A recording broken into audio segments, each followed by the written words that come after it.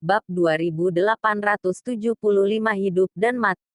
Ah, itu terlalu banyak. Setelah Gao Seng mengetahui bahwa dia akhirnya menangkap dua wanita dan dibawa pergi oleh Gao Qilan, dia marah di mansionnya. Hanya, Tuan Muda Kedua, Patriark memanggilmu untuk datang. Saat ini, seorang anggota keluarga Gao datang dan berkata, apa yang kakakku ingin aku lakukan? Gao Qisheng aku tidak tahu tentang itu, tapi Patriark menyuruhmu untuk bergegas. Pelayan itu menggelengkan kepala. Oke, begitu. Gao Qisheng Meskipun Gao Qisheng pemberontak dan terobsesi dengan wanita, tetapi dia patuh kepada kakak laki-lakinya.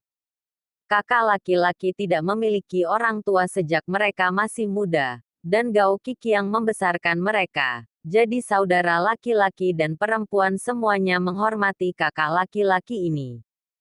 Gao Qisheng memilah suasana hatinya, lalu berjalan cepat menuju aula pertemuan keluarga Gao. Ketika Gao Qisheng tiba di aula pertemuan, dia melihat beberapa tetua keluarga Gao ada di sana, dan Gao Qiji juga ada di sana. Don, jangan beritahu kakak laki-laki Anda tentang masalah menangkap wanita sendiri. Saya telah mengirim orang untuk menyelidiki, dan tiba-tiba ada banyak orang di ujung utara kita, dan orang-orang ini semua bergegas ke harta tubuh kuno menyempurnakan klan. Aku dapat. Selain itu, dengan masuknya semakin banyak orang dari ujung utara, pecahan jiwa es juga mulai ditemukan.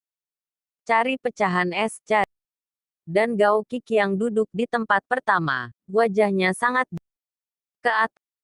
Dan banyak orang memiliki peta harta karun di tangan mereka, dan bahkan kunci untuk membuka harta karun itu.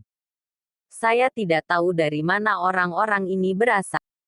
The Great Elder bangkit dan melaporkan.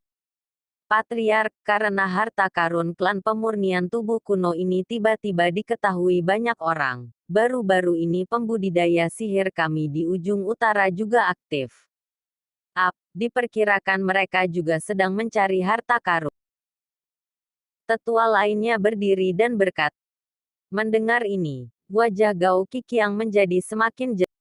Harta dari keluarga pemurnian tubuh kuno bahkan dapat melahap keluarga pemurnian tubuh kuno secara perlahan. Tapi tiba-tiba berita tentang harta karun itu bocor, dan pecahan jiwa es ditemukan. Sepertinya pola ekstrim utara kita akan berubah. Kita harus mencari cara untuk menghadapinya. Xiao Seng, selama periode waktu ini, bawa lebih banyak orang untuk bergerak. Perhatikan baik-baik mereka yang datang ke ujung utara. Dan jika Anda memiliki berita tentang pecahan es atau harta karun, Anda harus melaporkannya kembali sesegera mungkin. Dan jangan bertindak secara pribadi. Kamu tua dan muda. Jangan memikirkan wanita sepanjang hari. Aku khawatir sudah waktunya keluarga Gao kita bertahan hidup. Kata Gao Qiang dengan wajah serius.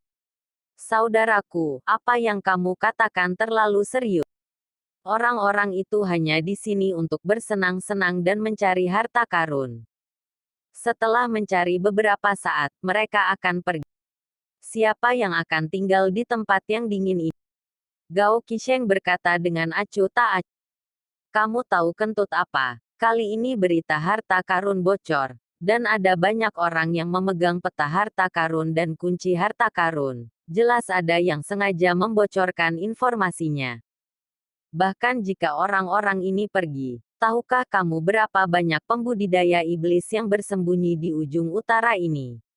Setelah bertahun-tahun, hantu itu tahu seberapa kuat mereka sekarang. Patuh saja padaku dan jangan membuat masalah untukku, kau tahu. Gao Qiqiang menegur Gao Qisheng. Mengerti. Gao Qisheng menundukkan kepala. Oke, hibur aku. Masa depan keluarga Gao kita bergantung pada saat ini. Setelah Gao Qiqiang selesai berbicara, dia melambaikan tangannya dan membiarkan semua orang pergi.